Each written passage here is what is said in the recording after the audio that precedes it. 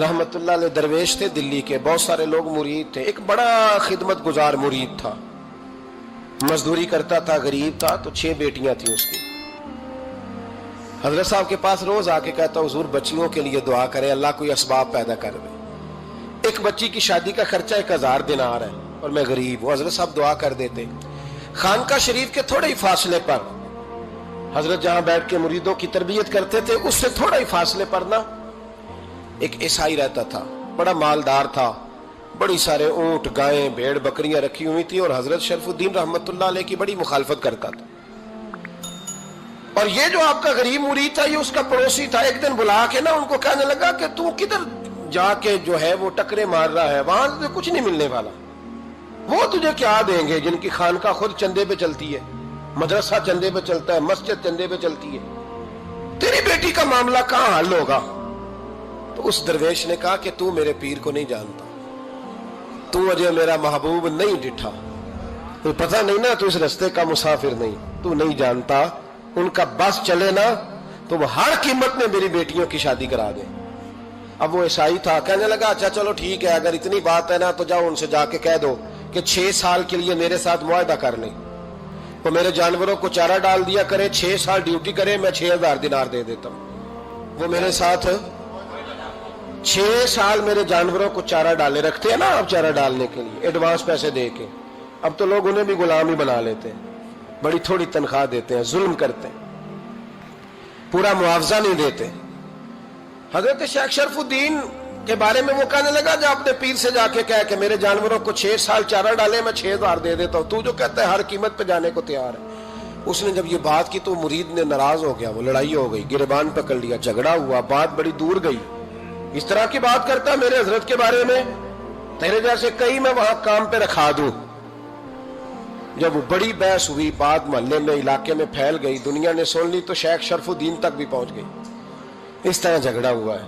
लोग सो गए इशा की नमाज के बाद। हजरत साहब ने ना सर पे कपड़ा लिया, उस ईसाई के दरवाजे पे दस्तक दी, वो बाहर आया, फरमाने लगे लोग तो सोच समझ के मुलाजम रखते हैं, तूने भी तो सोच ही लिया होगा, तभी तो मुझे ऑफर की है। तू अपनी ऑफर पे कायम है? वाकई मुझे रख लेगा और 6000 दिनार दे देगा? कहने लगा जा बाबा काम कर अपना। फरमाया नहीं, तूने इतने लोगों में बात की, इतनी बहस हुई, तो कायम है? कहने लगा मैं तो कायम हूं, पर आपने नहीं कायम रहना। फरमाया मैं सोच समझ के आया हूं। उसने कहा आप ड्यूटी करेंगे, भैंसों को चारा डालेंगे? फरमाया एक शर्त, बस जब अजान हो जाए ना तो मुझे रब की नमाज पढ़ने की इजाजत दे देना, बाकी सुबह शाम जो तू कहेगा। अगर उस गरीब की बेटियां ब्याही जाए तो मुझे और क्या चाहिए? उसकी 6 बेटियों का बोझ है उसके सर पे, तू मुझे रख ले। अल्लाह अकबर। वो कहने लगा चले पे मेरे साथ खते बंदगी कर ले। आजकल हम स्टाम करते हैं, उस जमाने में खते बंदगी होता था, गुलामी का खत, काजी शहर के पास, यानी उसका ख्याल था कि चलो स्टाम की बात करूंगा तो भाग जाएंगे। फरमाया चल मैं तैयार हूं। काजी तक गए, तय हो गया, 6000 दिनार दे दिए। हजरत ने मुरीद को बुलाया, फरमाया पुत्र ये ले जा मेरी बेटियों को रवाना कर दे। कहने लगा हुजूर ये क्या कर रहे हो आप, कुछ सोचे? फरमाया यार जब तुझे बेटा बना लिया तो फिर मेरी पोतियां तो लगती हैं ना, मेरा हक तो बनता है ना, जा जाके ड्यूटी कर, उनको ब्याह दे। बात फैल गई। बादशाह भी अकीदतमंद था, वो 12000 दिनार लेके पहुंचा। क्या बताऊं इन रब के बंदों का दिल कैसा होता है, क्या दर्द होता है, क्या रंग। 12000 दिनार लेके बादशाह आया और आके हजरत को पेश किए का हुजूर आप दें इस ईसाई को डबल दें और जाए काम करें। आप फरमाने लगे तू पैसे दे, शर्तें ना लगा, मेरा जहां दिल करेगा मैं खर्च करूंगा, मुझे तो मजा ही अब आने लगा है, अभी तो लुत्फ आ रहा है, अभी तो जायका आया है कुछ करने का, पैसे देने या तो दे, पाबंदी ना लगा, जहां मेरा दिल करेगा मैं। उसने कहा हुजूर ठीक है रख ले। हजरत ने फजर मस्जिद में पढ़ी, जेब में 12000 दिनार थे, ऐलान फरमाया भी किसी और की बेटी भी बैठी है तो पैसे मेरे पास है। वो 12000 दिनार भी बांट दिया, और 12000 दिनार बांट के ना तो फिर चले गए खेत में चारा काटने। उस ईसाई को किसी ने बतलाया कि उनके पास तो 12000 आया है, पर तुझसे जान नहीं छुड़ाई उन्होंने, कि वादा ये हुआ था कि 6 देंगे तो जाएंगे, जब तक देंगे नहीं तेरे घर में काम करेंगे। वो ना चारा काट रहे थे, हजरत साहब तो वहां पहुंच गया, दूर जाके खड़ा हो गया, कहने लगा बाबा پہلے تو میں نے مسلمانوں کے اخلاق سنے تھے، اب تو میں نے دیکھ بھی لیے، پر یہ بتا جب 12,000 آیا تھا جان کیوں نہیں چھڑائی؟ تو حضرت چارہ کاٹتے کاٹتے رو پڑے، فرمانے لگے تو نہیں نہ جانتا یہ بیٹیاں سانجھی ہوتی ہیں، پتہ نہیں نا، میرے رسول پاک نے تو حاتم تائی کی بیٹی کے سر پہ کپڑا رکھ کے کہا تھا بیٹیاں برابر ہوتی ہیں، تو یہ نہیں پتا جب اس کی 6 بیٹیوں کی شادی ہوئی ہے میرے اندر روحانیت کتنی بڑی ہے۔ فرمایا پھر 12,000 آیا ہے تو 2-4 بچیاں پھر گئی ہیں، تو یہ نہیں پتا میں اندر سے راضی کتنا ہوں، میں تیری نوکری کرتا رہوں گا، پتہ نہیں اللہ کتنی بیٹیوں کو بیاہ دے گا۔ اتنا رویا وہ عیسائی کے پیروں میں بیٹھ گیا، کہنے لگا بابا میں نے تیری مخالفت کی ہے پر تیرے قریب آ کے پتہ چلا ہے کہ تو بہت اونچے اخلاق کا مالک ہے، اور اگر تیرا یہ مقام ہے تو تجھے اخلاق سکھانے والے محمد عربی کی شان کتنی ہوگی۔ ظالم کی بولیے جاتے نہیں لوگ جھوٹے گواہ بن کے، وکیل صاحب کو نہیں پتا ہوتا کہ یہ بندہ مجرم ہے جو میرے پاس آیا، کیا مجرموں کے وکیل نہیں ہوتے؟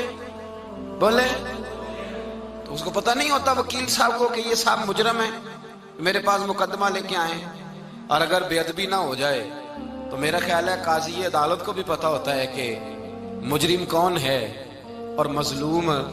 میرے نبی پاک صلی اللہ علیہ وسلم نے اس قدر زیادہ سختی فرمائی اس مسئلے میں، فرمایا جس کو پتا تھا کہ فلاں آدمی ظالم ہے، ظلم کر رہا، پھر وہ ظالم کا گواہ بنا یا اس نے ظالم کی مدد کی، کتنی کی؟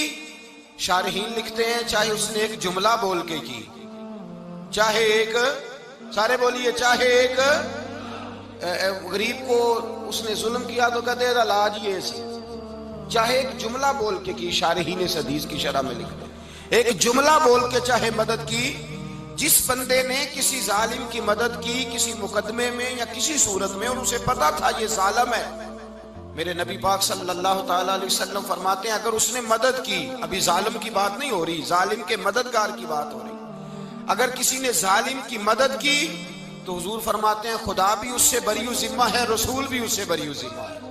سنبھال کے رکھے اپنی نمازیں، قربانیاں، حج، زکوٰۃ سنبھال کے رکھے۔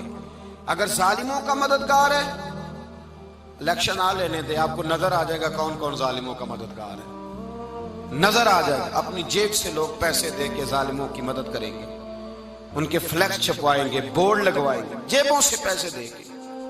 ہم نے خود آگ لگائی ہے چمن میں اپنے، بے سبب گردشی ایام کو الزام نہ دو، ہم نے خود نور کا ظلمت سے کیا ہے سودا، کر کے توہین سحر شام کو الزام نہ دو۔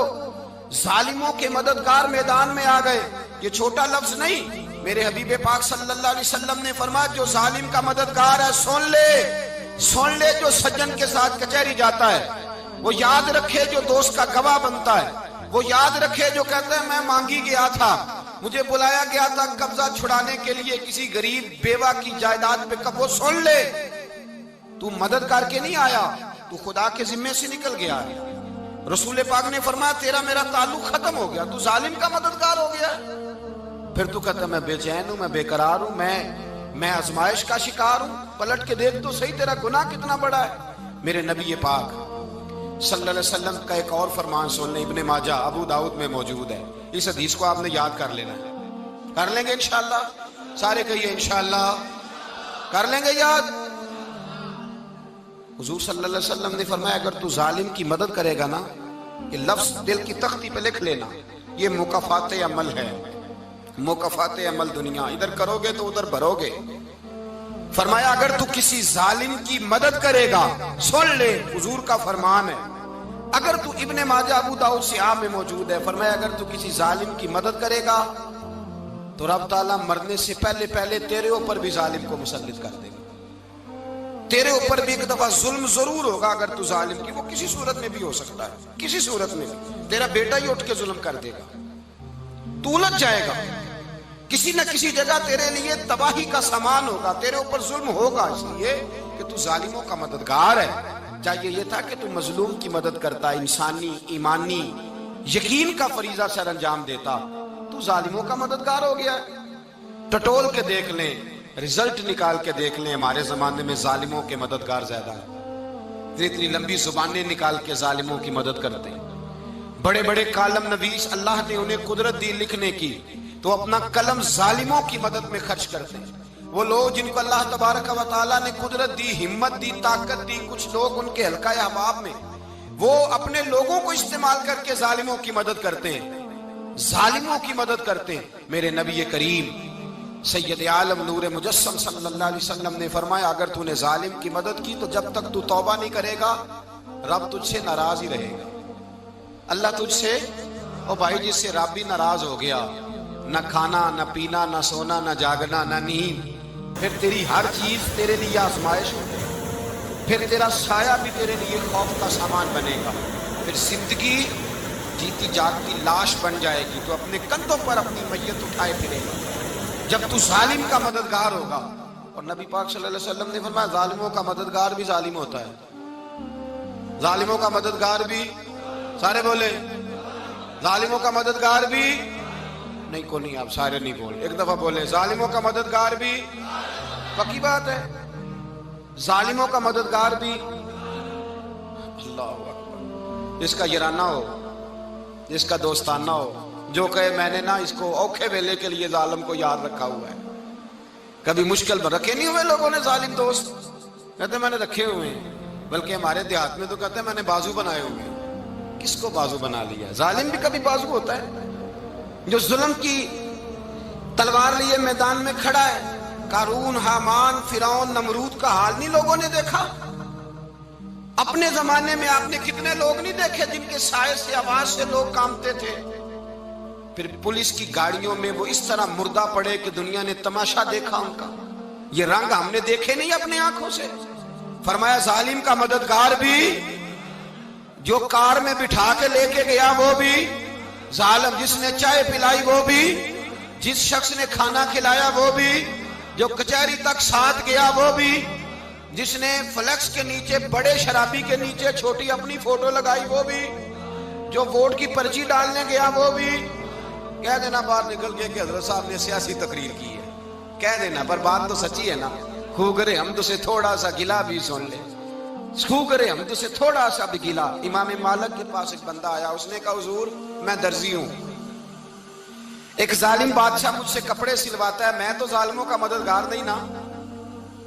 ایک ظالم بادشاہ مجھ سے، حضور میں تو مددگار نہیں نا ظالموں کا، جو فرمایا ظالموں کا مددگار بھی ظالم ہوتا ہے، تو کپڑے لے کے آتا ہے میں سی کے دے دیتا ہوں، ذمہ داری نہیں۔ ایک آدمی دکاندار ہے، اس سے کوئی بندہ چیز خریدنے آئے گا تو تھوڑی کہے گا میں نے نہیں دینی، تو دے گا۔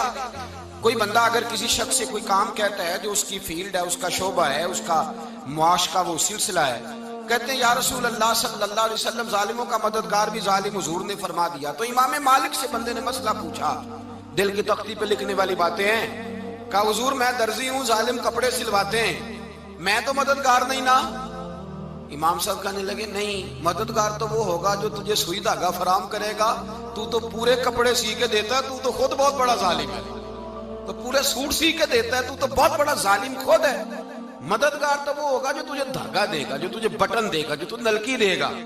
جو ظالم سے اتنی نفرت، ظلم کر کے بندہ آئے، یہاں تو ہمارے زمانے میں ہیرو بن جاتے ہیں لوگ، ظالم ہیرو ہے، لوگ اس سے ڈرتے پھرتے ہیں، گھومتے پھرتے ہیں، اور بہت سارے کم مزاج لوگ اس کے پیچھے ہاتھ باندھ کے پھرتے ہیں۔ ظالموں کی مدد کرنا، ظالموں کے ساتھ رہنا، یہ ظلم ہے، ظلم، یہ زیادتی ہے۔ میرے نبی پاک صلی اللہ تعالی علیہ وآلہ وسلم نے ارشاد فرمایا، یاد رکھو رب فرماتا ہے میں مظلوم کی مدد ضرور کروں گا، چاہے جلدی کروں چاہے دیر سے کروں، میں مظلوم کی مدد۔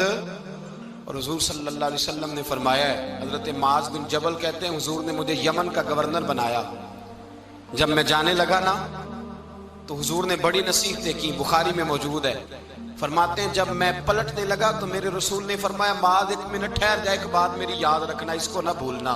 کہا حضور کیا؟ فرمایا دیکھنا کسی پہ ظلم نہ کر بیٹھنا، کہیں تجھ سے زیادتی نہ ہو جائے۔ محبوبہ پھر حضور نے فرمایا سن میرے معاذ، میں تجھے گورنر بنا رہا ہوں، زیادتی نہ کر بیٹھنا۔ یا رسول اللہ صلی اللہ علیہ وسلم کیا ہوتا ہے؟ تو میرے کریم نے فرمایا جب مظلوم دعا کے لیے ہاتھ اٹھاتا ہے تو عرش کا مالک کہتا ہے فرشتوں پیچھے ہٹ جاؤ، عرش کا مالک کہتا ہے فرشتوں پیچھے ہٹ جاؤ۔